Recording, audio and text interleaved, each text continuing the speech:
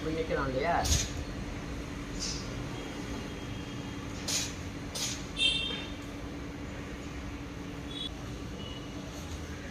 ரெண்டு 3 4 5 6 போட்டு இப்போ இந்த பக்கம் ஜனங்க கிட்ட வந்துட்டியா? இப்போ இந்த அடி செய்யக்கூடாது. வழங்குதா? இப்போ நீ எனக்கு செய். 1 2 3 4 புளி விடு. இந்த அடி புளி விட்டினா இந்த விரல் போயிடும். எது எங்கே விடும்? இந்த பாரு கட்டு. 1 2 3 4 இந்த பாரு எங்கே வருது வருதா? நான் உங்களுக்கு பொறுமையாக தான் சொல்லித்தரேன்.